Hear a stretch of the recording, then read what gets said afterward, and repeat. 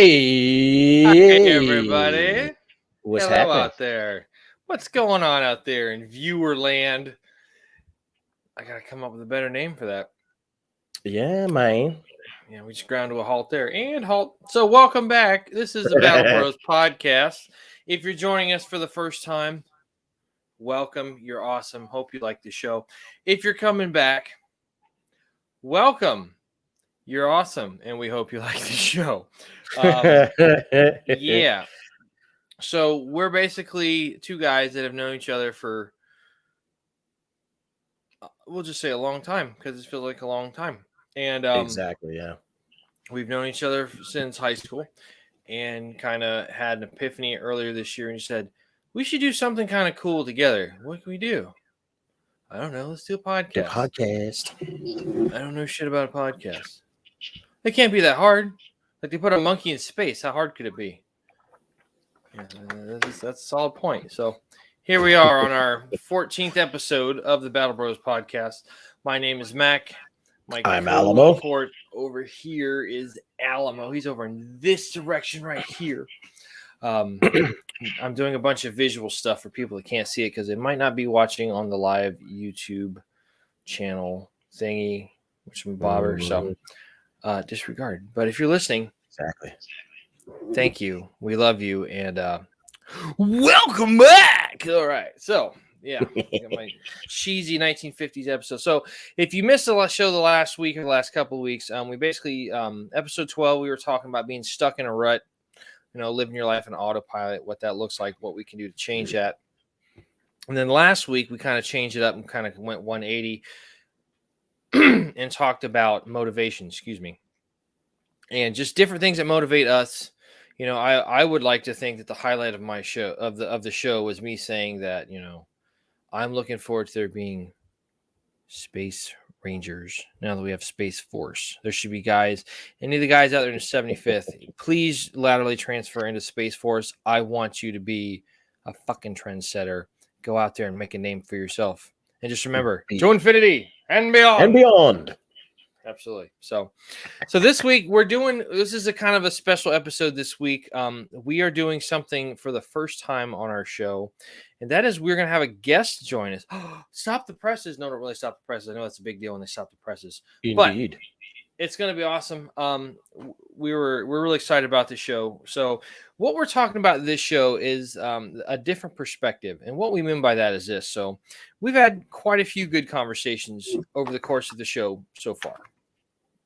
With more to come, don't worry. Let me assuage any fears you may have right now. Yes, we're still striving to put out good stuff every week. Darn do we get creative content constipation in our brains? Occasionally. Oh, hell fuck yeah. Absolutely. I mean, you're trying to come up with something original every week. What do you want to do? Oh. Let's talk about something cool.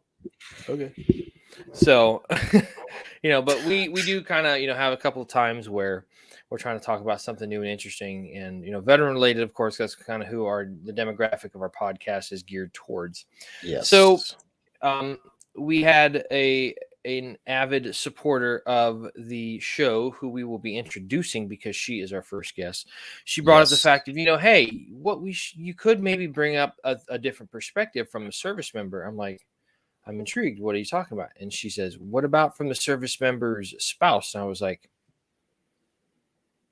smear my ass in jam and throw me in an ant pile. That sounds like a wonderful idea. Holy crap. So if anybody caught the MASH reference of that from from the episode, you're awesome. It's when Captain Dupree comes over from the 8063rd. But anyway, I digress. My bad. I'm not getting the weeds. So we have actually talked about this person several times. She is the wonderful supermind behind the channel Flipside Mentorship that we've quoted and given I would not think quite so shameless plug, but is very much appreciated and very much deserved. Absolutely. So let's this is so weird to say this. Let's welcome for the first time a guest to our show. We're going to welcome Tisha. So drum roll. Hey, there we go. We got a guest on the show. This is awesome. Yay. I'm excited, and thank you guys. Great. So Tisha, do us a favor and kind of explain what Flipside Mentorship is and how it got started and what kind of made it come to fruition. Because every superhero has an origin story. And go. Actually, I wanted to thank you for always shouting out Flipside. I very much appreciate it. But Flipside Mentorship is an online mentorship for kids where we talk about life, leadership. I was told that was part of the contractual obligation. Was I misinformed by my agent? Whoever your agent is, I will send them some flowers, okay? that guy is so fucking fired. Oh, let me tell you about that. Anyway, continue. I'm sorry. Please go ahead. Yeah, so it's online where we meet and we talk about faith, fun, life, and leadership. And it's just really building community with children all across the U.S., which is super cool.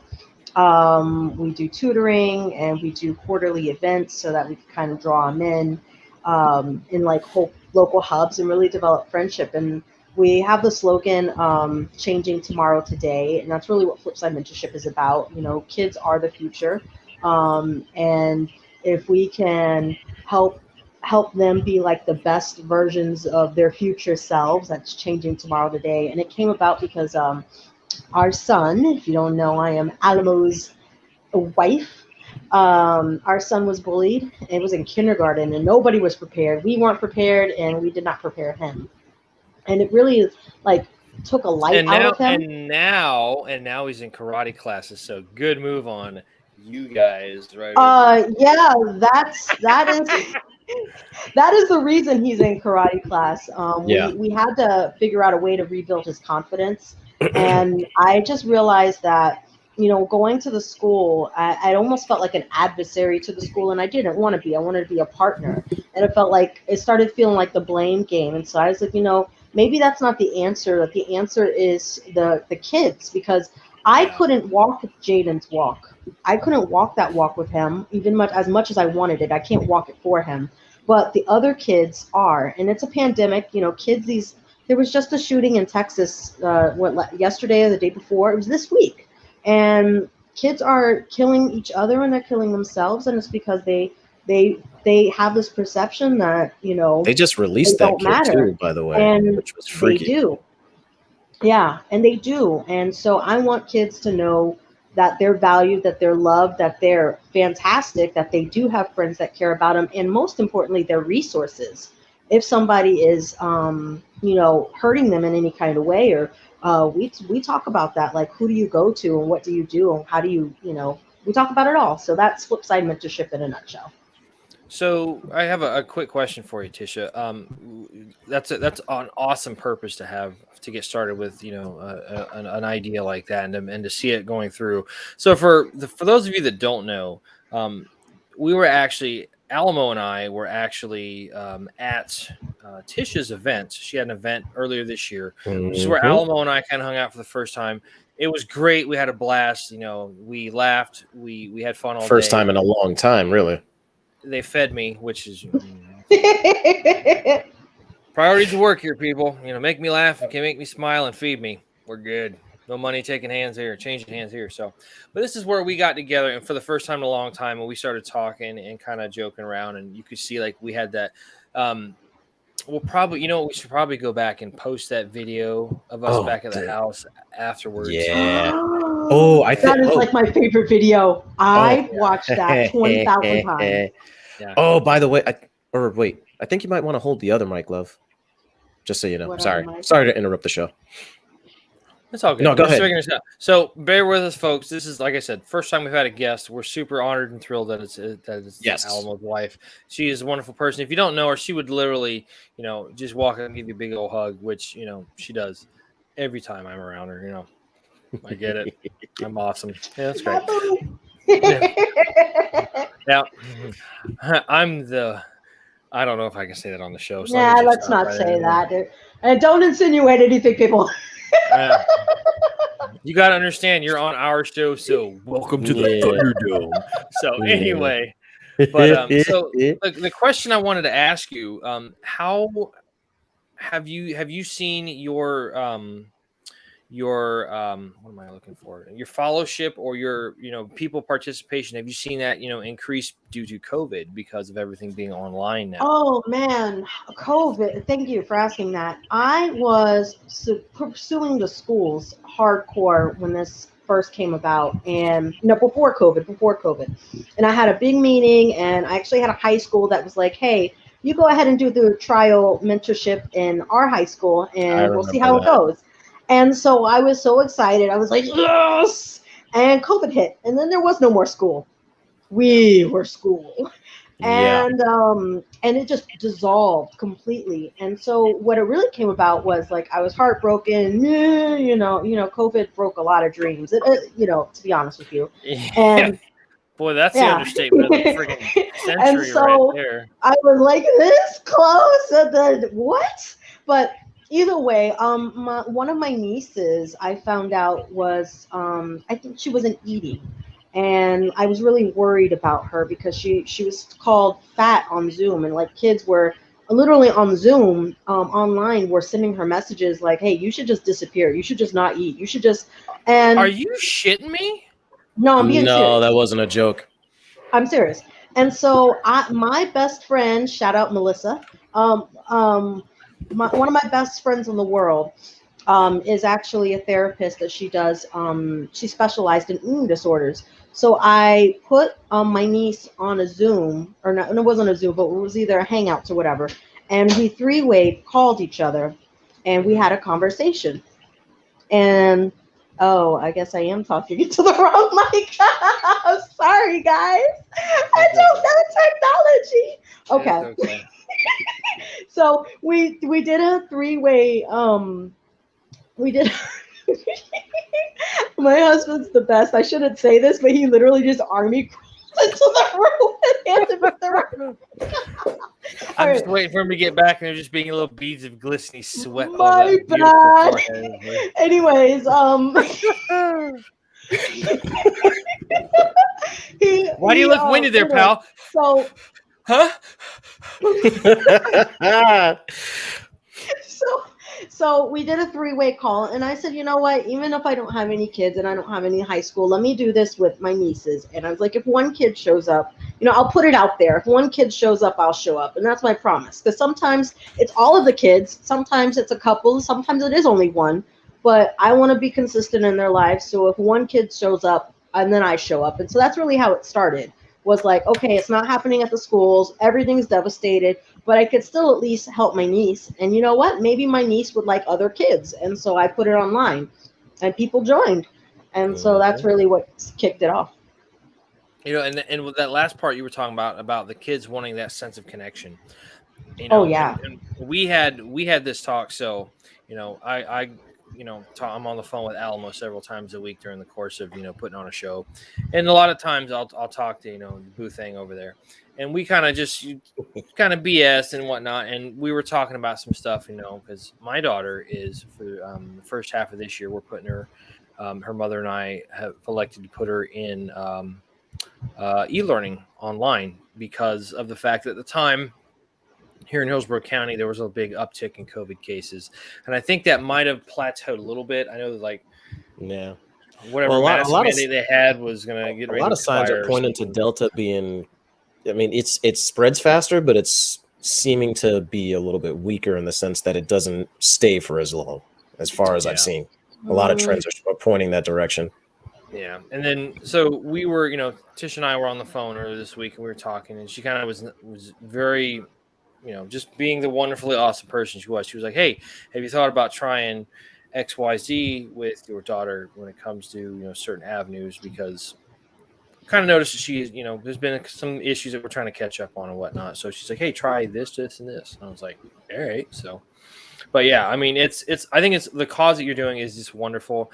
Unfortunately, we are in this time and for this day and age where, we don't know when this is going to end, and, not getting into anything political because let's face it, there's too much of that verbal garbage out there anyway. People just arguing because they fucking can, and it's stupid. And I feel a little bad about cussing on this show now because there's a lady present, but it's your wife, so no offense. But it's like, Nah, she cusses like a sailor. It's okay. Drive him. You can't say you know that. I have no knowledge nor declination to. You remember what you did for your mom? She is a classy lady, and she would never. Yeah. Ooh, right. yes. Sorry. Husband. Sorry. All women are classy, but it is up to them how classy they choose to have they choose to display to other people. Boom. Write that shit, put it in print, hang it up on a wall. Bam! There we go. All right. So, yeah. Awesome sauce. Okay, so we're going to get into the meat and potatoes of the show here, folks. So, basically what we're going to do is, So what we're going to do for this episode is, since it's special and we have, Alamo's lovely wife here, what we're going to do is, Tisha's going to kind of take the reins a little bit from us, and we're going to talk about, some things over the past few shows. She's going to, bring up a certain point and maybe give us her perspective on some things. And some of them are going to be, somewhat sticky icky on it. Yeah. Give us the lowdown, as the kids say. But so she's going to give us, some perspective points from some previous topics and discussions that we've had on the show. And then at the very end, we're going to have a funny little kind of, we'll just leave that be. So, yeah. So let's get the ball rolling. So the first thing that we wanted to talk about, and I made the note in the show. I know you don't have the notes up front, so I'll just kind of give you the bullet point. There was the story you mentioned about the phone call and the alert that you wanted to talk about. Okay. Yes. So can you give us give us a little bit of backstory into that for the folks who may not be familiar with that? Alamo and I went to guy stupid here together. Yeah. No, he's very, very intelligent. I'm with stupid. She thinks I'm her boo. Anyway, sorry. Please continue. I will try to keep the interruptions to a minimum while you're gracing us with your presence and educating us with your wisdom. So anyway, we knew each other through high school, and he and I kept in touch. Like immediately after he graduated, he went into the military, and he and I wound up dating while he was overseas. Like he came back on leave, and we had hung out a couple of times. And honestly, I thought that was just going to be it because, like, he's left before, and we were just like, oh yeah, stay in touch, yeah, sure. And maybe when he comes back, he stays in touch or whatever. But this time was different. He called like right from Iraq or like wherever he was. He called. I was like, oh. You could do that? Like completely like why didn't you done that this whole time? By the way, in the early days of the war, it wasn't a thing, but yeah, they got us phones eventually. Yeah. Oh, okay, so that makes sense. Well, a lot of our thing was, and let's date ourselves, MySpace and IMing. Oh my God, we were masters of the Yahoo IM. But yes. We're talking about MySpace here, people. Yes. Let's pull a Joey from Blossom. Whoa. So anyway, so we he winds up, I guess, technically, I think you asked us out when you were overseas and not here, and whatever. Either way, I said yes because I was in love with Emmanuel in high school, like since day one. I've always loved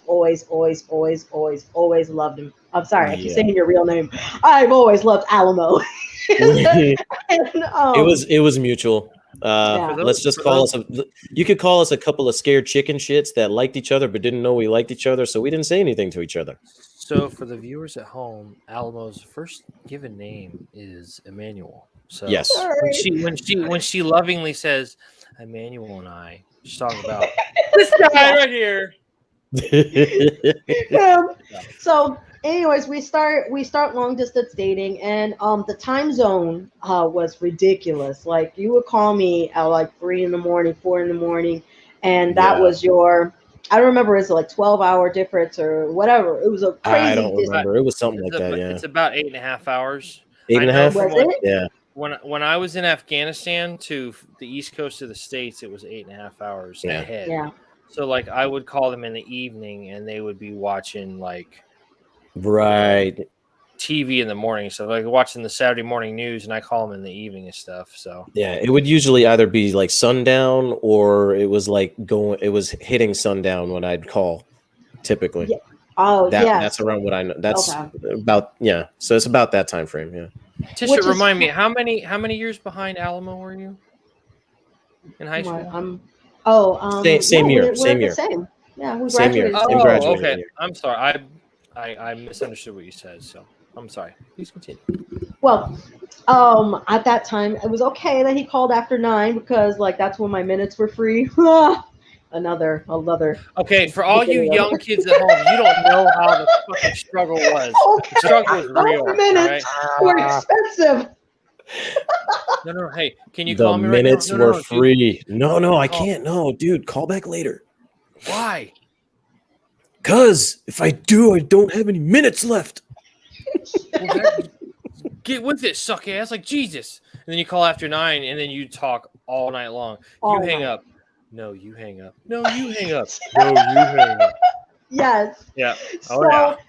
But there was just one night that I will never forget because he and I were talking like we always do, and literally you heard this noise in the background. He was like, "Whoa!" And I was like, "What?" And he was like, "That's the bomb alarm." He's like, "I gotta go," and that was it. That was literally the last thing I heard. That's the bomb alarm. I've got to go. I heard the sirens, and he was out. He was ghost, okay? And when I tell you the term ghost, like I didn't hear from him for like over a month. I thought I think it was less than that. I think she's just exaggerating. No, it was not. No, it was not. It was not. I'll call Victoria on the phone. Victoria and I shared a room. That's my sister. And I was boo. I would check your MySpace. He's not active. Like it was so bad. I swear. I genuinely thought you were. There's the bomb alert. Gotta go. So that's all you hear. Again, we were my unit was QRF. We had a lot going on. I didn't really get a chance to get to phones. Most of the time, it would be MySpace and Yahoo Messenger is how I communicated with people. Like she said, he wasn't on any of them. And it was. I'm pretty sure it was like 2 weeks. I think we had gone on a 2-week mission, and I think that it wasn't a month. I'm telling you, I don't think it was a month, but I'm pretty sure that was a time that we went on a 2-week mission. Either way, which happens. Yeah. Zero communication, obviously. So I genuinely thought he was dead. I did. Okay, so let me tell you. Let me explain what didn't happen. Hey, LT, can I borrow the sat phone so I can call my girlfriend? Beat your face. Oh, Dick. that for sure didn't. No. Hey, Tombstone, come here. Take care of this guy. Take care of Joe right here. Go take him down to the smoke pit. Yeah. So I fell into like a deep depression, thinking the worst, because the last thing I heard were sirens and a bomb coming. Well, a bomb alarm. So it turned out that it was. It turned out that it was just like RPGs hitting the outer wall, which really didn't do nothing because a lot of them were duds. But how in the world would I know that? I don't know. I didn't even think about saying it the next time I called you. Exactly. Then he calls me out the blue. I'm like, oh, I race to my phone because, like, I swear, I used to sleep with my phone underneath my pillow just so I wouldn't miss your call. And every night, it was so bad. You have no idea. It was terrible. And then one day I was like, oh, it's a call. He's alive. And you're like, hey, how's it going? I'm like, how's it going? How do you think it's going? I was angry, relieved. Like I could have killed you. Like, how dare you? Why didn't you call me? Yeah. I was in turmoil, okay? Turmoil. So it was like something out of one of those like awesome like romantic comedy movies that about guys in the military, like Dear John. Yeah, that's real. That's real, and you don't get to laugh at that. Push. Hey, Withers is on. Inside joke. He knows what's up. He knows. But yeah, that was a scary time for sure. I mean, I can only imagine. I mean, like, No. I get where you're coming from, but like just having being on the other side of that, you just like talking to, it's like, oh, gotta go. Like you see all these, like, I'm sure you can go on. Like there's a great interview they did with Prince Harry, because Prince Harry did a tour over in Afghanistan. He was an Apache pilot, I believe, and he's sitting there talking to some guy, and then just all of a sudden you see him look back. He freaking dumps a microphone out of his combat uniform top and just like doing the whole freaking Running Man thing right towards the damn freaking right towards the Apache, like getting shit on all that stuff, getting ready to fly out and stuff. So Withers says he said my wife said the same thing. I didn't hear from you is basically what I'm guessing what the comment was. I didn't hear from you. It's so I mean I lived it. It's scary, and all you have to go on is your imagination, and that sucks. Okay. Sucks. Well, I mean, and I'm it's kind of late to talk about it now, but you should also take some happiness in the fact that like you didn't hear. I mean, obviously you guys weren't married; you were just dating at the time, so you wouldn't have had like the casualty notification officer or the casualty notification person come up to you.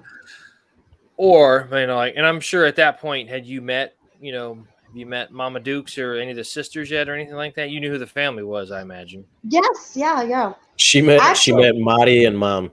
I did. Oh no, I met Noko too. We had Chinese together. It was good.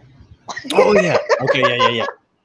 If you want to talk about just like the most wonderful, awesome, loving family that'll just get down and get scrappy, like I love all these people. Oh my God, yeah. So, Marty and Nilka and Cynthia. I haven't met Cynthia in person yet, but Cynthia, she's amazing. Yeah, sweetie. Just a wonderful family, wonderful people. So. But yeah, I mean, I can only imagine like having to go through that and just, like how that just kind of fucks with your head until you not knowing, So, okay, moving right along. Okay, so the next thing we wanted to talk about was your husband pre and post military, and then also the sub point of that was the searching for the camaraderie. Okay. All right. So I know there's a bunch of them there, so I'm just going to hand this over to you and run with it. So I knew, like I said before, I knew Emmanuel in high school. So I knew him before he was in the military. I knew him when he was a ROTC Nazi, ROTC. Okay. And I mean, everybody knew. I haven't heard that term in a long time. The good old days. Yeah. Everybody knew that if anybody was going to go into the military, it was Emmanuel. And we had history class together, and we knew each other when 9/11 happened. Because I was. Let me interrupt you real quick, okay? So we're gonna just send a flyer out to left field here, folks. So we talked about that earlier, and I know this isn't in our notes that we discussed. What do you recollect from 9/11? What do you remember? So from that day? Two crazy things, okay. One has a backstory on my on someone I know, but you know what? I want to go to that. That's too crazy. All right, but this one is I was not. Yes, you do. I was not at school that day. I was at home. I don't know why. Was I skipping or did I sleep? Who knows? But I wasn't at school. Anyways, I do remember waking the up. latter is probably the most plausible. Weren't feeling well. I don't know. Who knows? But I wasn't at school. I just remember it's actually my dad and my stepmom's anniversary of September 11th. It was their 10-year anniversary. And so they were downstairs and talking about their plans, had the TV going because my dad is huge on CNN or whatever. And so I just woke up. It was kind of like groggily coming downstairs. And I remember seeing it, and I thought it was a movie playing. And, they were talking, kind of like talking amongst themselves about it all. And I was like the only one that was just watching the screen. And they were like in the kitchen, like just disgusted, like how crazy it is. Because Freya, my stepmom, she's from New York too. And so, yeah. So then boom, the second plane hits and I saw it hit. And I I remember I was like, oh my gosh, and they were like, what happened? What happened? And I was like, there's another plane just hit. And I do remember, like, at that point, my dad was like, get the kids out of school. I don't know why it was get the kids out of school, but he got all of my sisters and my little brother. He brought them back home so we could be together as a family. And I remember he is super paranoid, but he was trying, like, him and Freya were trying to call around, and the lines were down or something. Nobody could get calls through. And I just remember the biggest thing I remember was seeing the towers and never thinking that they were ever going to fall. And I never forget when they fell and seeing people run and just being covered in gray. Like, I won't forget that. I cried. I'm not from New York. I've never been to New York. I don't know any of those people. I was just something way above my pay grade because I didn't pay attention to politics. But I remember that, like, when it fell, something in me felt like it fell. And like you said, even though you're not from New York, I've never been to New York. Yeah. But everybody just, shared that pain, that sorrow, that shock of, like, this is in our backyard. This is like something like, holy crap. And then the sadness was turned to anger because, like, then CNN did shots over the world, and you literally saw kids, like, throwing candy and celebrating overseas. And I don't know what that was all, but, like, I remember just being, like, outraged. Like, how could you celebrate death? Well, I mean, you got to think, anytime somebody gets upset overseas, what do they always show?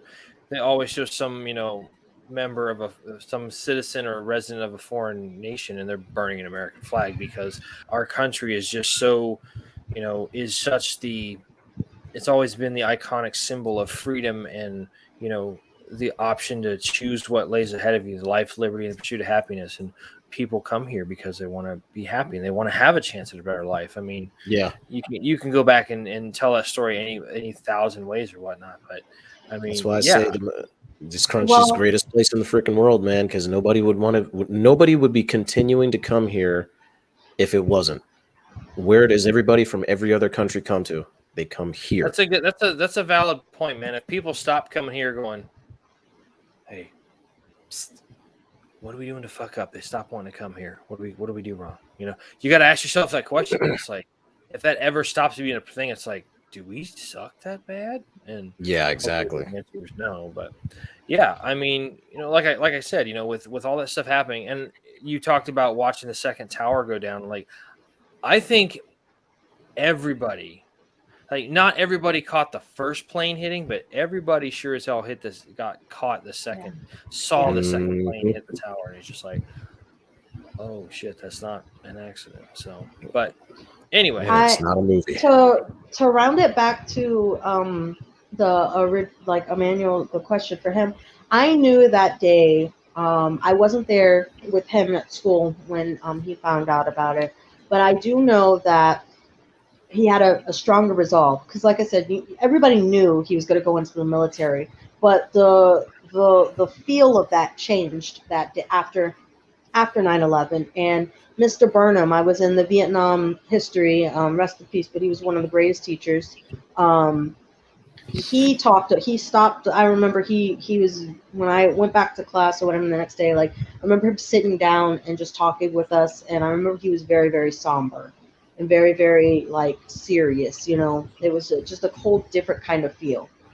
Oh yeah, I remember, like we told him during that episode when we talked about it. Walking into that classroom, the air just felt different. Yeah. Because my seat was right there, and I'm aging myself again. My seat was right there in front of the AV cart with the big tube TV and the VCR and shit. And he more just had wood than TV. That look he always did. He's like, "Hey there, guys," and he just kind of would. Had that perched look that he would do. He was just sitting there, just analyzing and studying the TV, and it's just like, whoa. And everybody was all around my desk. Like, it was just complete. And then we were there. I was with him and with a group of other students in second period, and we saw that second plane hit, and we were just like, I mean, because you got to think, we just went in a blink of an eye. We went from being a peaceful nation to we're a country of war. Yeah. And everything happened. And, looking at the notes down here, you just talked about with the candy and stuff. So Withers brought up a very good point. You got to understand with a lot of these, with some certain aspects of the cultures of, other countries, it's a great honor to die for a cause. I mean, whether you talk about stuff like the suicide bombers or whatnot, or even if you go back to World War II when they had the kamikaze pilots, the Japanese kamikaze pilots that were in the Japanese Zeros, they called it the divine wind. They just would sit there and they considered it an honor to die for the emperor, for the Empire of Japan. Yeah, and that was the thing. It wasn't even just the Empire of Japan. It was dying for the emperor himself. They considered him, akin to God. They considered him a divine person. So he was like a real life deity. He was like a real life deity to these guys. And when they sacrificed themselves, they weren't sacrificing themselves for country, for kin. They were sacrificing themselves for the emperor. They were zealous in the way that they did this. The Japanese, the Japanese Air Corps, these kamikaze guys, they had very limited attachments. They were trained that way, so that it was strictly, I'm here to do my job. I'm here to take out as many Americans or as many enemy as possible via crashing my plane into whatever it is. And I'm doing it for the emperor because the emperor is God and the emperor is almighty and the emperor is who I'm set. And if I do that, I will find honor in heaven. That was their ideas. That was how they felt. Kamikazes, I don't see much of a difference, tell you the honest truth.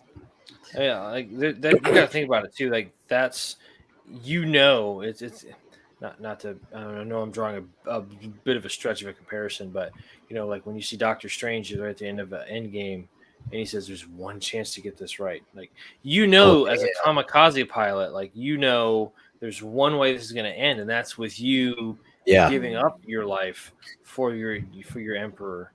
Damn, Withers says that he was holding his first son when everything was going down. It seems. I'm guessing for his first son when the towers got hit. When he was one, yeah. God, that's crazy, dude. Well, but anyway, I'm sorry. Continue. No, go ahead. I was supposed to say. So I know that Alamo was his resolve had shifted a lot. And even though he had always knew that the military was the thing, but there was a lot more serious tone to it. And previous to the military, he's always been a phenomenal guy. He's always been the light of a room.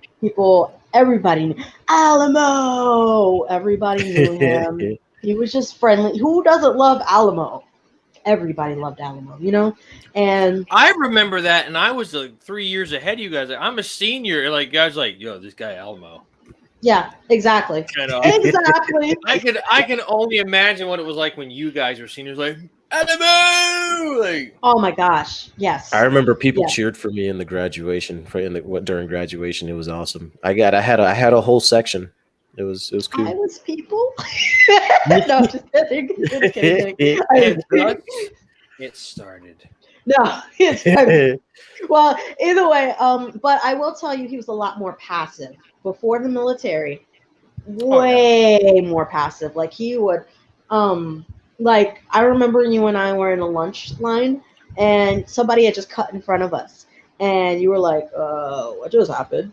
And like they just cut in front of us, but that's what just happened. But you didn't say anything to them. It was just like, that sucks. Okay.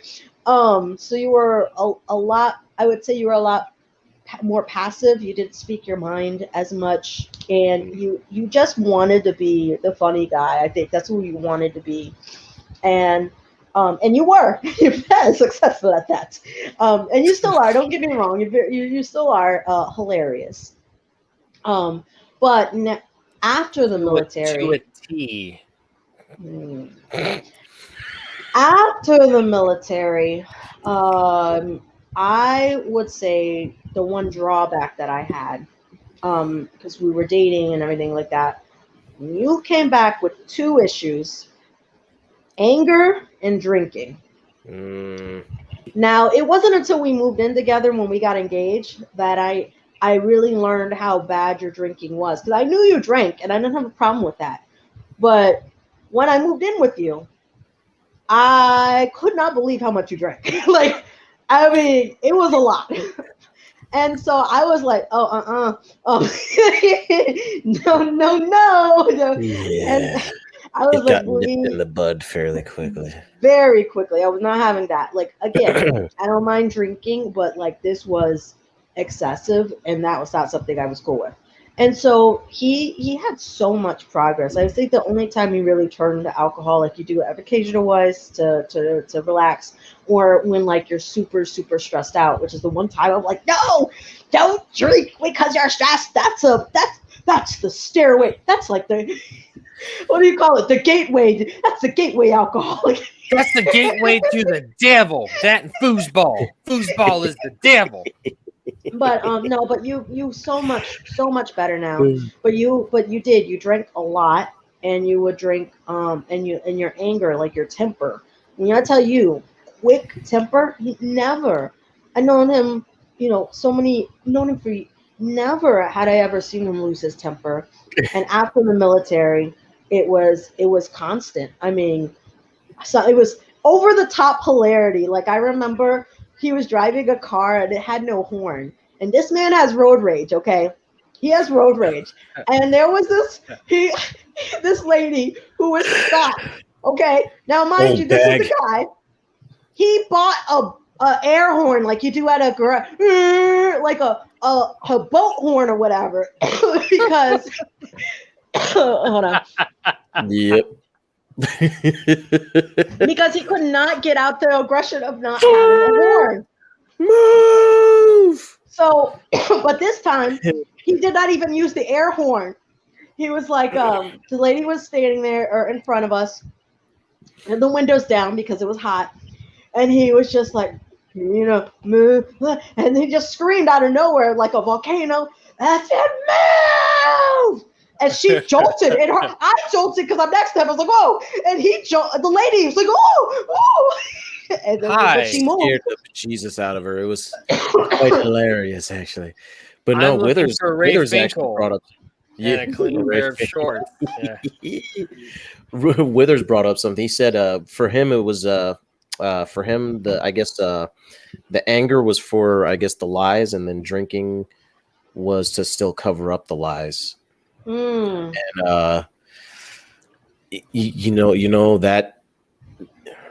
that actually sounds pretty freaking relatable, to tell you the honest truth. Well, and I can relate it. I can relate it to this, is the fact you talked about him having a temper. Like I had a terrible temper, and when you first came back. Oh hell yeah! I mean, because you gotta understand. I mean, like you go from being in that environment. It's pretty much like being in Australia. Anything can fucking kill you. Okay. Yeah. And that's the friendly stuff over there. This isn't a hostile place where they're trying to do that stuff.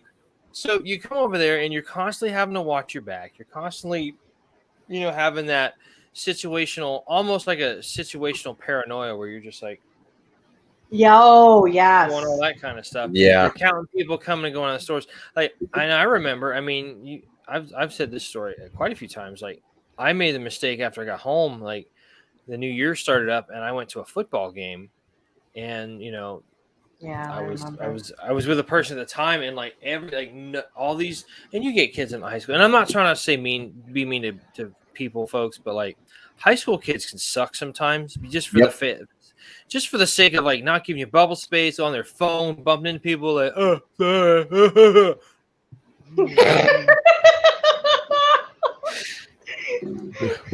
that kind of. Like, I understand why like that that's like the let me get out of my mouth. I can understand like people making that joke about like the guy from Gran Torino. Clint Eastwood's kind of like, get off my lawn. I get that because you just look at that younger generation. You're just like, you ain't shit. Like you kind of get to that point. And I had that when I was 21, and these kids are still in high school and whatnot. So yeah, Withers just made a good point about I'll let you read that one because I think he's addressing it towards you, man. Yeah, he says when you first met me, I had been holding shit back for over 15 years since Panama. Yeah, so Wow. yeah, but Yeah, I mean, Panama. There's a guy in my My stepfather veterans was in group at Panama. church. Did what? I said my stepfather was in Panama. Yeah, I was actually talking to a guy in my veterans group at church. He actually went to Panama, and he told me some. It was on that was only a very brief, like, combat, what you call it, but it was rough. The stuff that he was saying. He's talking about Hey. body parts and all types of craziness, and he was a ranger, so. Oh yeah. Hey, Yeah. Withers, you're not old, man. You're just well worn in and well seasoned. So Broken in like a good pair of boots, brother. yeah, like some fucking good LPCs, absolutely. So think about lies. No, for real, man. Nothing but love for Withers there, man. We were lied to. Yeah, I can imagine. No, but like I know quite a few stories about how. I know quite a few stories about how my buddy Brian, who is going for his psychology masters, he talks about there's a lot of guys that go and they were in Vietnam or have done full careers in the service, and then in order to kind of hide that pain, they go immediately into the private sector and start working jobs and stuff. Jesus, Withers. Still have my boots from when you were born, 1984. So seriously, like, Withers, I'm gonna tell you right now, when you come to town next time, the four of us are getting together and we're gonna just tell some stories, and it's gonna be a fucking great time. I'm just telling you right now. Anyway, so what I was gonna say though, there's all these like case studies, and not case studies, but like these reports of these people that were in the military, and then they were either in Vietnam or they had full careers, and then they go into the private sector, and then they do 20 years and retire, and now they're in their 50s, 60s, whatever, and now because they're not working and having something to focus on, now they're going back to that mental, psychological, physiological trauma of what happened in a war zone in the jungles of Southeast Asia or wherever the fuck it was a long time ago, and now they're having to deal with all that stuff, and they're just having these debilitating, just like like there's mark the calendar. It's. Go ahead. No, I was gonna say my brother actually told me once that he didn't know, because so my stepfather was a lifer, and so he was in Desert Storm. He went to Panama, and he was in Vietnam or whatever. I don't know what he was. He's old right now. I don't know how old you are, Weathers. I'm so sorry. I don't know you, but I know this. I know my stepfather is old. And he even did some more tours, I think, for Iraq. We lost touch with each other, but I will say that one of my older brother's favorite things to do was to scare Coy when he was sleeping, because he would have the funniest reactions. But he didn't know that until he was an adult that it was like the flashback thing when you were sleeping. You don't mess with them when you're sleeping.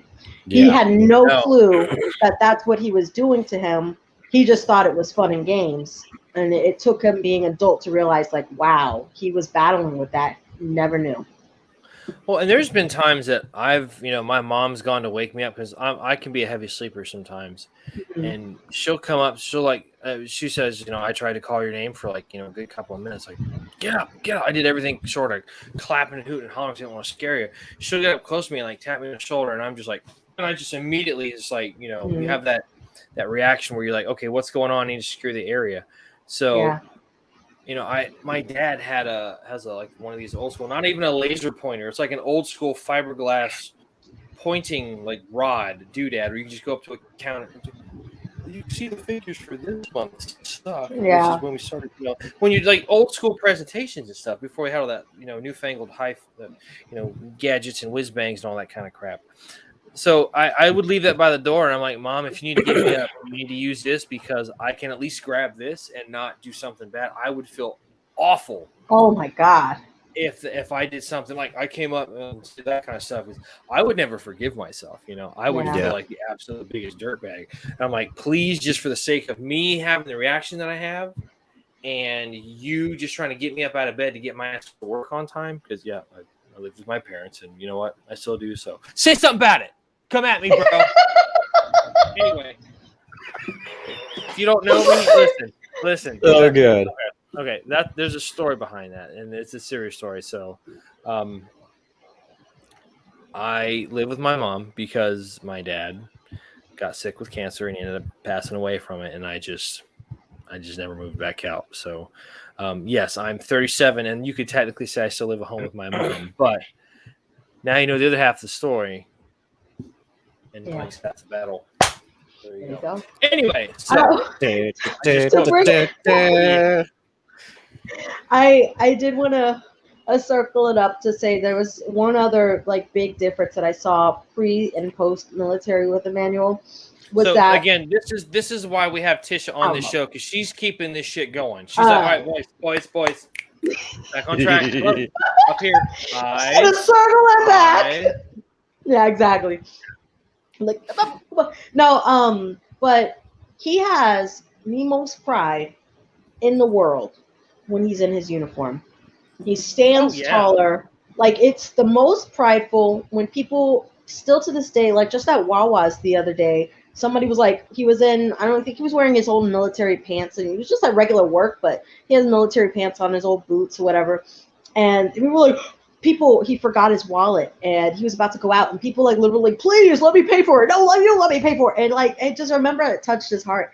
And so I could tell you that is one area the military helped Alamo so much, was it gave him a sense of just pride. Because prior to that, even though as confident and outgoing as he is, he really did have low self-esteem internally. You wouldn't know it externally, but he did internally.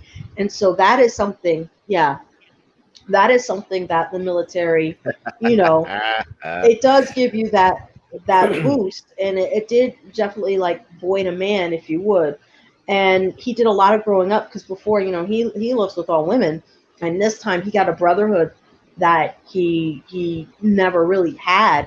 And even though he complained about the military often, like, because there's a lot of hurry up and wait, there's a lot of politics in it, there's a lot of behind the scene things that are just annoying AF. That's as far as I'm going on camera. You can say fuck on this show. Oh no. I'm just kidding. Negative.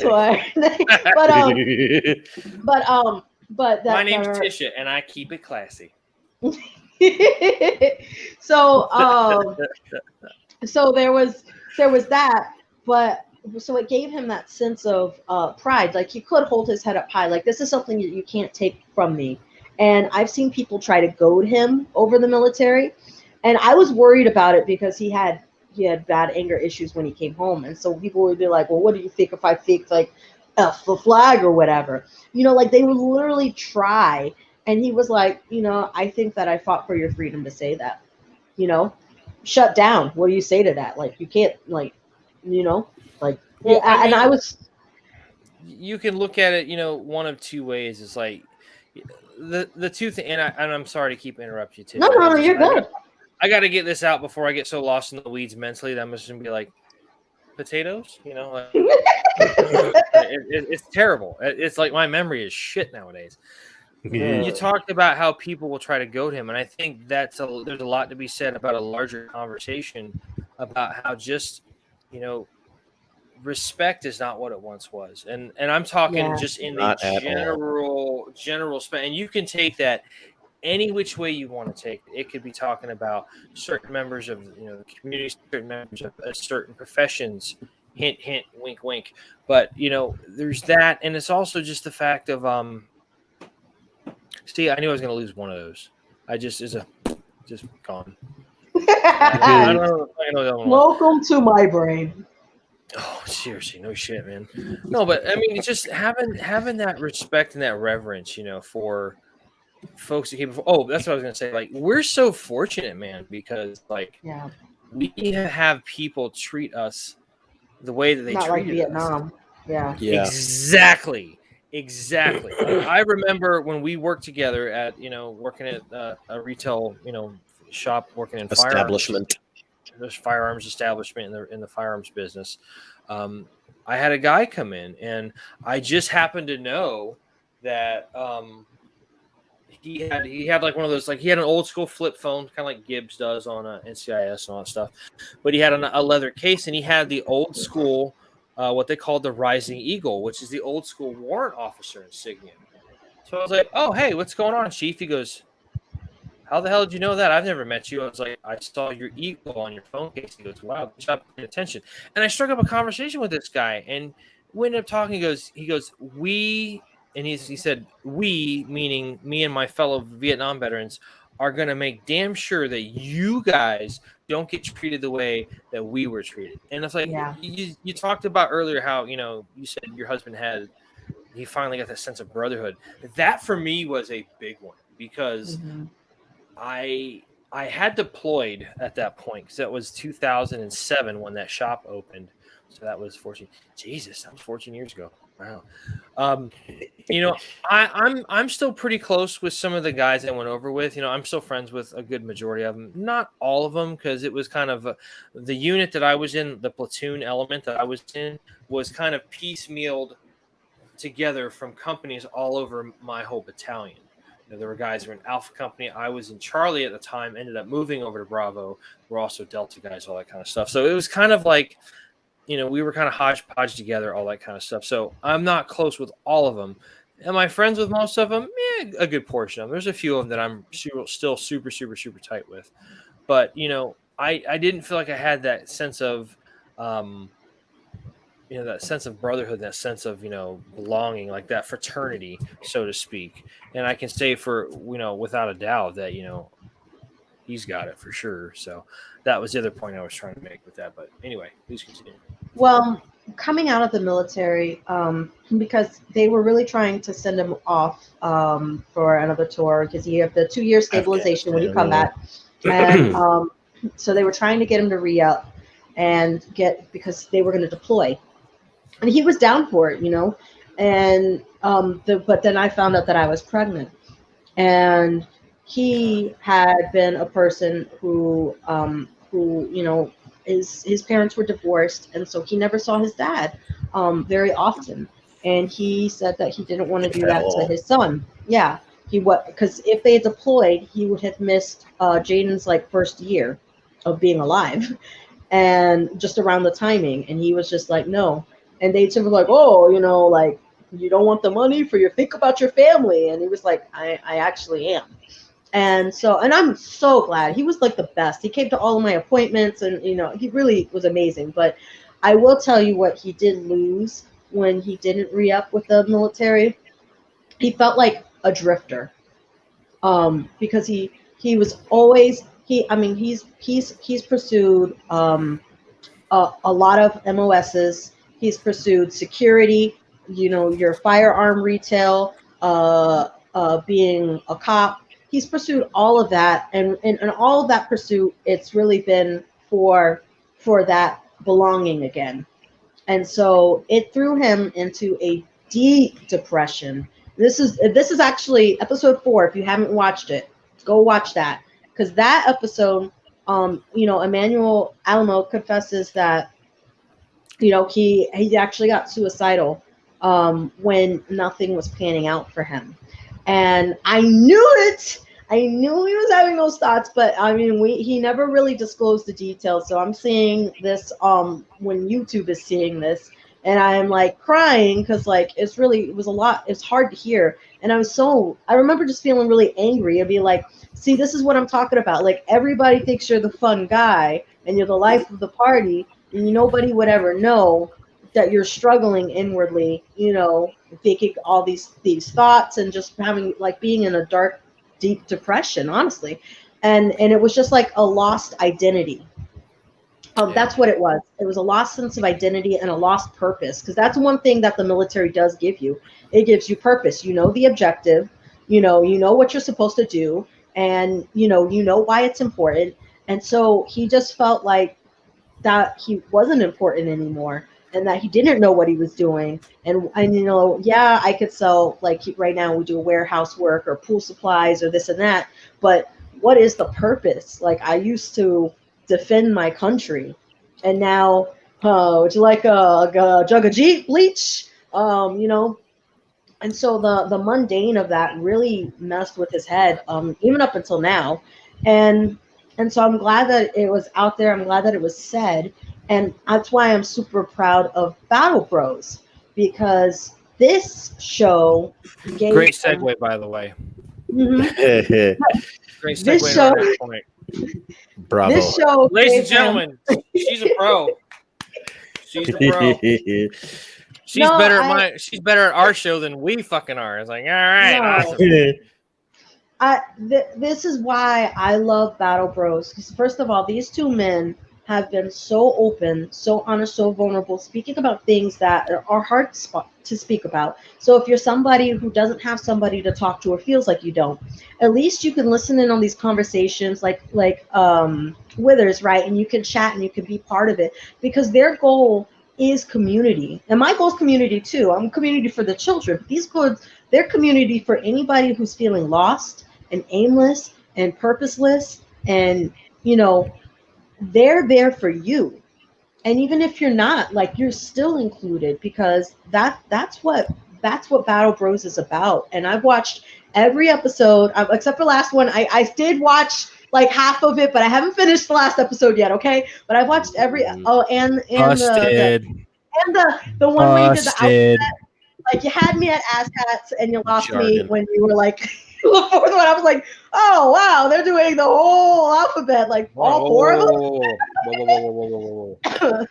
Can we just take a minute to acknowledge the I fact that your wife know. just said ass hats on our show? That was the Yeah. first word you came up with, okay? You had me there. I was cracking up, and but like, the alphabet, that's a lot of letters. Anyways, all right. But I've watched it, and they're so genuine, and they're so true. And I encourage anybody who's listening, go watch the YouTube videos. You have to see their faces. It's hilarious, okay? Hilarious. And that's why It says This- one person. just one person. Yeah, you're saying, go look at them. They're hilarious. I'm like, they're going to look, I broke the TV on broke the screen on my TV. I was about to say, I was like, well, let me fill you in. My promise is if there was one kid that shows up, like, I know you guys are going to grow. And do you know why I know? Because you're genuine. And yes, it is a slow growth, but every single person that shows up and comes in and plugs in and meets you or comes back and watches the video later, like, they care about what you have to say because you're saying real stuff. And it's conversations that need to be had. And it gives my husband a sense of purpose. And I'm sure, Mac, you've already said thousands of times, like, this is my favorite part of the week. And you guys are Oh, it is. so serious about it. Like, my husband, I'm sorry, baby, I love you. I'm sorry. This is a character flaw, was that a lot of times, especially in high school, pre-military especially, but you would not finish things that you would start. You would turn in projects half done, okay? You still got drawings that you have sketchings of half done, all right? Yeah. So Busted. people sometimes look at you, and I was super glad that you would be on the show, because I want people to see the real you. You put on a show for a lot of people. You make a lot of people laugh. Both of you do. You guys are hilarious. But you know what you also are? Intelligent. I mean it. I really do. And like, I loved seeing that come out for everybody to see. I know you're like, stop. Stop. So Pour it on thick. Woo. But Emmanuel was so serious about this show.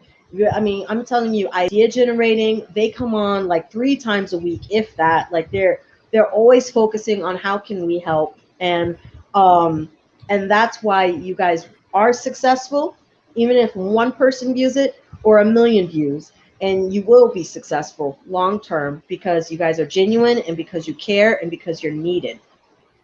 So that's why post-military, I feel like Emmanuel was a floater, not like a turd, but maybe sometimes. But you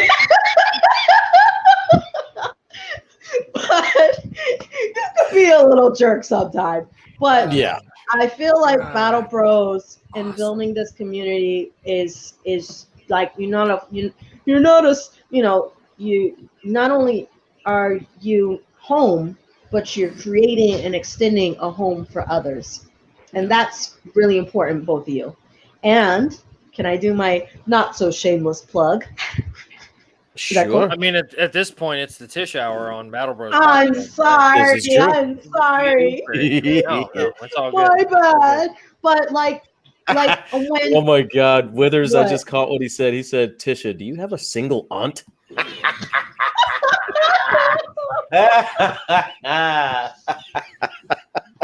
That's awesome, Dude, I'm telling you, when you guys meet him, Oh. I'm telling you, when the two of you guys meet him, it's gonna be great. It's gonna be fantastic. Well, I'll go to dinner or something when he comes out in I'm January. excited. Withers, I Oh, cannot wait to yeah. meet you.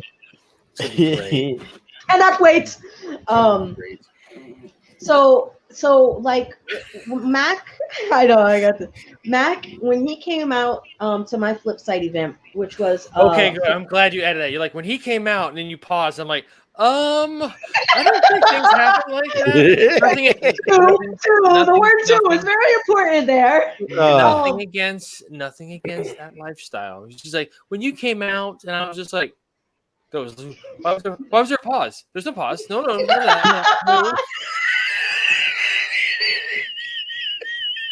Okay, you guys. Ladies, Okay, no for the pause. viewers at home, you have to understand. They're married, so it's technically 2 against 1. So it's like, I haven't said nothing. I'm not teaming up. Help me. Well, Jesus, what kind of money you think I make, man? Come on. Love you, bro.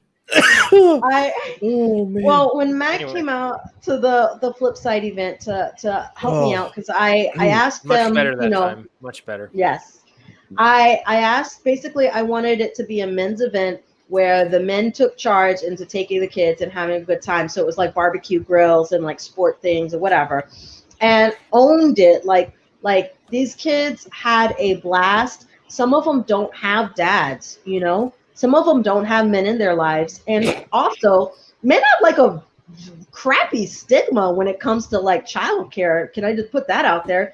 Like, Yeah. hashtag, Rearing. like, seriously, not all men are like these like predators in the making. Kick rocks, guys. No, man, there's some really great guys who do amazing things with children, are very, very, I get heated over this. I'm sorry. Let me just reel it back in. But the way this comes to Battle Pros is that they stepped up and they led the children. The children had a phenomenal time. They made the event. It was men lead in a different way. Women are bomb ass leaders. I said it again. Oh God, I said I wasn't gonna cuss. We are amazing. Bomb. Girl, what kind of show you think you on? We cuss on this shit. I know. I'm sorry. But men are too. And then also a different way. Like for me and my husband's dynamic with my kids, I feel like it is my job to keep my kids safe. That's why I'll be like, don't swing so high, you could hit your head. You know, I'm one of those moms. But it's Alamo's job is to make him take risks. And so, which is also a love. Like, you could do it, swing higher, and not like in a like a what you call it, but like don't hold yourself back. He gives him that push, you know. I don't know if I'm saying it. You know what I'm saying.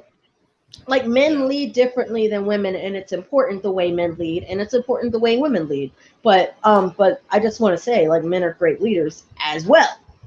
To kids, you know. There's something I kind of want to kind of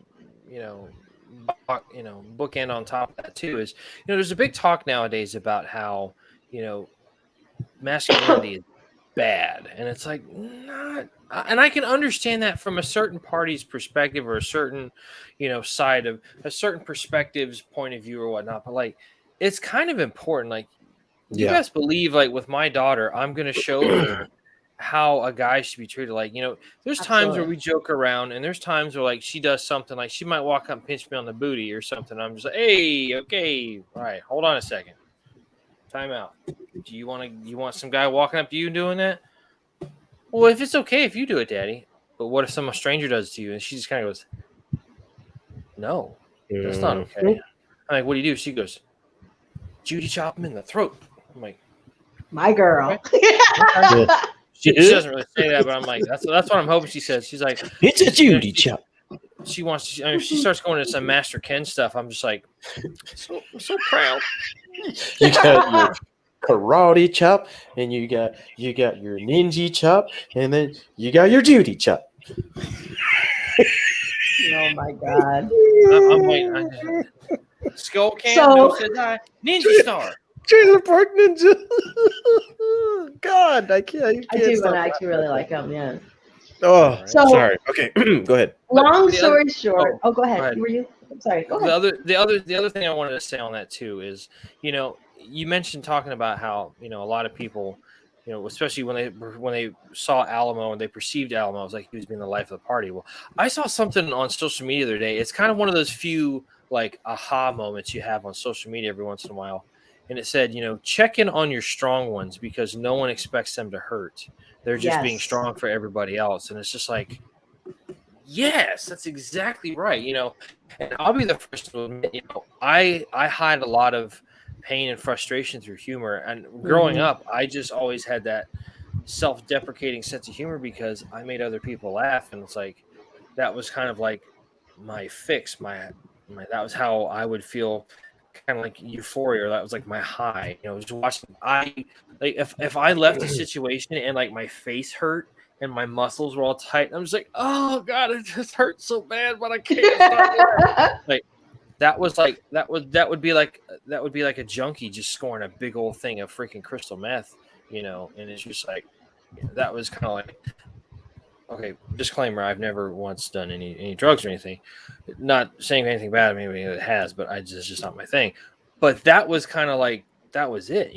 I just, that laugh, chasing that laugh and that feeling was just a big deal. And it's like, there's a lot of times you're strong for other people. And like, if you have strong friends, check on them because sometimes they're hiding the most way. Look at Robin Williams. That guy was making other people laugh. Nobody knew the demons that he had inside, and it ended up, they ended up taking over. So it's crazy. I was going to mention Robin Williams too, so it's crazy you said that. But like for Flipside Mentorship, we are partnering in the future with Battle Bros. We're going to do like a little Way of the Warrior for them, and I'm really excited about that. Ooh. I want to plug the book real quick. It's Way of the Warrior Kid by Jocko Willink. It's actually for the kids, age groups between 2 to I believe 6th grade. I think it's like 2nd to 6th grade. Covers this kid who has a Navy SEAL uncle who teaches him, how to, how to face problems, how to deal with bullying, all types of issues like that, and how to overcome them, and how to be a better leader for the community. And it's going to be a good little book. I'm actually going to start reading it soon because that's something that's going to be coming up very, very soon. So I'm going to start reading the book myself so that I can, and I'm gonna see if I can send you a copy too, by the way, Maxilla. So that way, we can like kind of double tap this and fucking, rotate off. Like I'll do one day, you do the next, or whatever. We're gonna give it the old coming. We're gonna give it the college try. I see your face, but not your words. I don't hear nothing. Are you muted? I don't think so. No. Oh no. Oh no. Oh no. Okay. Oh, when Mac's back on, I have one final request. Can you hear me now? Yes. Yeah. My phone clicked out. My bad. No problemo. You're still there though. So. But can I share one more thing? You can share the John story. Yes, that was what that. Yeah, go ahead and close it out with the John story. Yeah. All right. So they were going to tell me this story yesterday when we were in our production meeting, and I said, no, I want to hear this first time because I don't know the story. So I want to get the genuine reaction. So by all means, please tell me. I'm really glad I'm partnered up with Alamo because he's gonna be able to demonstrate it so much better than I can. But I did know John when they were all working together at the gun facility, whatever, and retailer. Sure. Gun retailer. Yes, no. I did know John because, he was friends with my husband. And so I went over to the house. I was there the day they, tried to shoot crossbows into the dartboard. I was there that day, all right? I forgot you were there. I was drinking a lot. This was back in his drinking a lot days. Yeah. But I was there, so... But I didn't know John very well, so that's his story. That was them. But John came to our wedding, all right? And this is where I do know it because we had a very small wedding, and small weddings are better. Mm-hmm. Yes, especially for the money. But anyways, we were at a wonderful setting. It's just more intimate. Yeah. I'm sorry. Awesome. But so we were at the little circle table and we were making our rounds and we were John was sitting with some of I don't know, was it Migdalia or your aunt or what? He was sitting with Alamo. He was sitting next to Migdalia. I think I've mentioned her before. She's kind of like my second mom. Either way. Go ahead. Either way, he was sitting next to his family, who was, if you think he's funny, the whole freaking generation of his Alamo people are all funny, okay? But yeah. The whole fucking tribe's funny, people. I don't understand, but whatever. So they were sitting there, and I guess Emmanuel starts doing impersonations. And mind you, I have to let you know that a lot of the table are nurses, okay? They're in the medical field. This is very important to remember. So, and I can't remember who else was sitting there. But either way, I just know that Emmanuel starts doing impersonations at the table. Everybody's cracking up. Specifically, John. He's cracking. He's John's laughing. Yep. And he's turning beet red, and the whole table starts laughing hard. Hold on. The whole table is laughing harder because he's laughing so hard. He's like tomato red, and we're laughing because he's laughing. We did not know he was actually choking from his laugh, and yes. We did not know. All of a sudden, all I hear is kind of like a dead silence because all of a sudden it's like, and all of a sudden we think he's laughing. Oh no! And I was like, John, you're oh shit! And he gave him the Heimlich at the table. I gave him the Heimlich at the table. And essentially, I saved John's life that night. And he goes, he was chewing a roll. Yes. He was laughing. And then the nurses at the table were like, well, why would you choke that way? Why would you do that? That's not the sign for Everybody choking. knows that. Choking. John, you're not choking right. He couldn't help but laugh though after everybody said that to him though. Yeah, but it was so funny because I was like, you are not dying on my wedding day. Ladies and gentlemen, I'd like to take a minute to pause from this great story to tell you that Battle Bros does not condone humor and choking. No. That being said, if you knew John, you would have thought that was pretty fucking funny. So yeah. He was so like he's turning red. Like, look at him turning red. He's dying. Oh. He's laughing. I don't know why. I just thought about that whole thing. You've seen Joe Coy, right? Yes, of course. Comedian Joe Coy. Love. Yes. Joseph, you are dying. Joseph, you are snoring. You make so much noise. You are dying. Like, I just don't know why I flashed to that all of a sudden. It's funny as hell.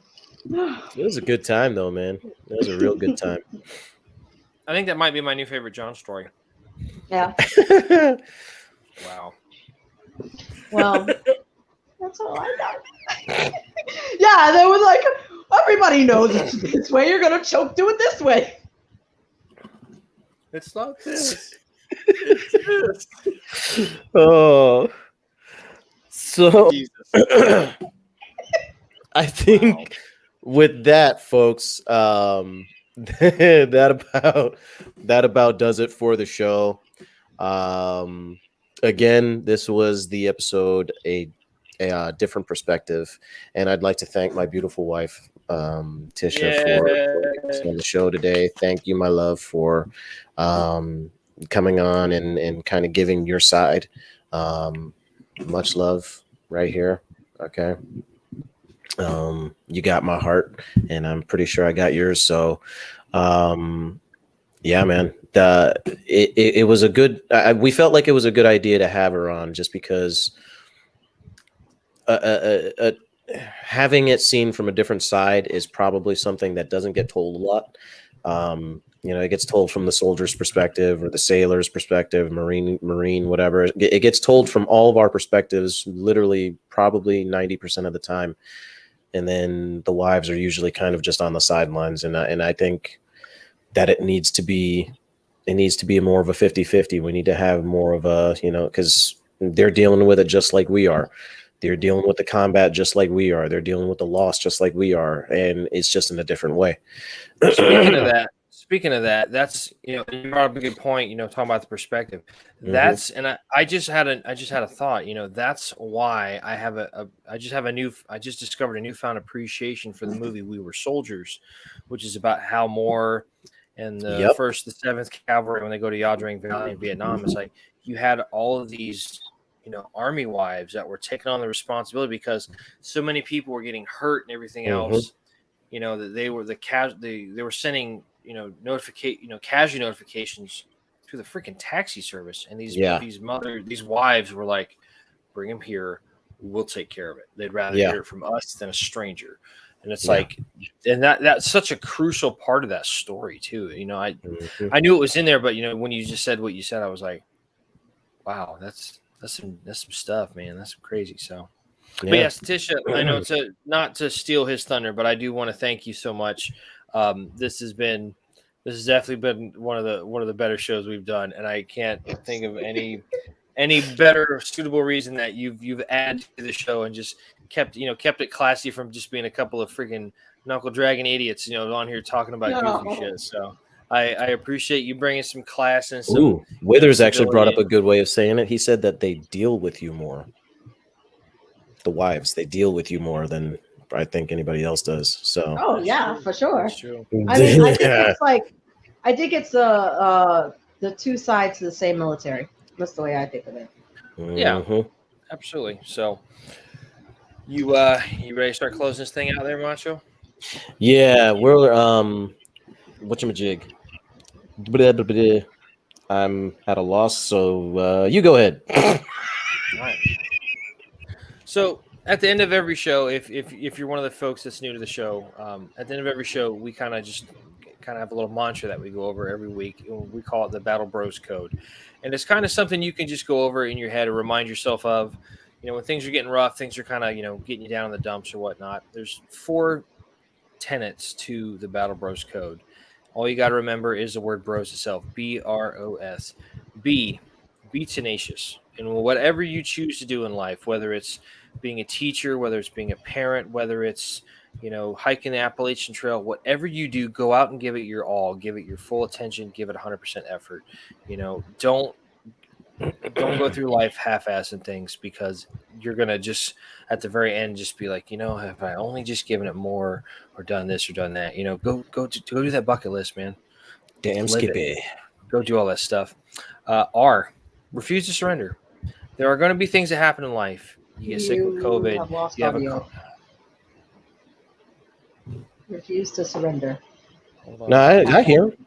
No, I hear him. Me? Might be. No, it might have been my. I don't know. I think I might have touched something on my phone. Sorry about Like that. I was. No, it's all good. It's all good. As I was saying, refuse to surrender. There are going to be things that happen in life that are going to mess things up, jambles some stuff around. You get COVID, you lose your job, you lose your house, you get in a car accident, you get injured. Things happen. Don't let those define you. Get up, find a new way to get around things, make it happen. Don't let them beat you. Don't let them define you. Church Obliterate your obstacles. When those things do happen, know that by overcoming them, you find success. By overcoming them, you will complete the objective. You will finish the mission, so to speak. If things do get you sideways, they get you twisted, take a step back. Sometimes you have to take a step back to sidestep to go forward again. It's kind of like a checkers piece, or it's like a like a chessboard piece on a chessboard. It's just you got to do what you can to get the things done. S. Seek out help from a friend in time of need. Okay, that's very important. What you have to remember to do is, understand that everybody needs help. As humans, we're not designed to be solo creatures. We do better in a group, in a pack, whether it's as hunters, Cro-Magnon hunters or whatnot, whether, there's a lot of people right now that are struggling because the world's cut off from each other. And, there is a lot of, lack.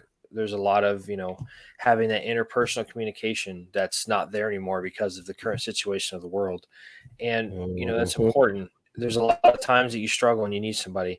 If that happens, reach out. There's always somebody you can talk to, whether it's a friend, whether it's a family member. If you have your old, military buddies and whatnot, reach out to them for sure. If you don't have somebody that you can reach out to, just remember that there is the hotline, the National Suicide Prevention Hotline. The phone number is 1-800-273-8255. Again, that's 1-800-273-8255. Okay. If you try to, if you're going through some stuff, just remember those 4 little phrases, those 4 little tenets of the Battle Bros Code. It should help you out. Like we said, we want to build a community. We don't want anybody to go through anything by themselves. We don't ever want somebody to solve a temporary problem with a permanent solution. Yeah, man. We're getting at. And, it's one of the biggest epidemics in this. There's a lot of epidemics. There's a lot of pandemics and all that stuff. There's a lot of diseases that are running rampant, but one of the biggest ones is, the suicide rate amongst veterans. And this is something that we want to try to stop. We want to try to curb the tide and to eliminate altogether. Damn, skip it, man. That's easy. Pick up a phone, make a phone call somebody, talk to somebody about your problems. I mean, your story deserves to be told. Your story deserves to be, heard by others. You're important, you're valued, and you need to stick around. So just remember that. But that being said, that's going to be our show for tonight. Again, we want to thank Tisha from Flipside Mentorship and from the Alamo household, more importantly, for joining us on our show. That was awesome to have a guest for the first time. I see what kind of nonsense we get into. We're going to definitely try to do that again. But we want to just say thank you for everybody that's coming to view the show for the first time or has come back and watch it again. Thank you to Withers and to Nicole for taking part in the commentary tonight. We appreciate all the feedback you guys give us and the interaction. It actually makes us feel like we're doing a real legit podcast. So it's absolutely. I mean, we're not on Rogan's level yet, but we're getting there. Yeah. Just keep shaving your head so you can have the Rogan look. Bro, I was doing this thing, dude.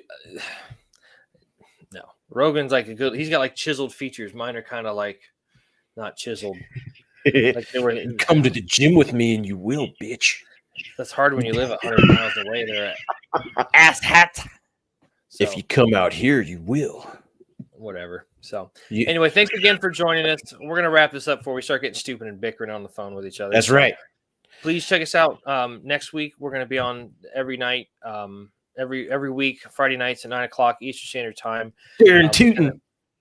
Within a couple of shows, within a couple of days, we will have the stuff out on the various platforms. You can check us out on Apple Podcasts. You can check us out on Spotify, the Anchor app itself. You can also view the show on YouTube in case you want to see all the visual jokes and stupidity that goes on that you can't see when you're listening audio format only. The one thing I will say, part of your safety brief, yeah, exactly. Wither's like, no, stop shaving your head. Absolutely right. I got an ugly ass head. So I would just say the one thing, part of your safety brief out there, members of the Bro Legion, do not watch YouTube while you're in your car. Even if you have a Tesla, don't do that shit. Okay. Skynet's real. Skynet's taking over. Watch out for the artificial intelligence. Okay. Shit's popping off. It's getting crazy. So that's all I'm going to say on that. But thank you so much. And we look forward to seeing you guys next week. Same Battle Bros time, same Battle Bros channel. Until then, this is Mac and Alamo. And we're going to sign off by saying thanks again for joining us. We love you, and we look forward to seeing you next time. Until then, y'all take it easy, stay safe, and we'll catch you next time. Indeed. Battle Bros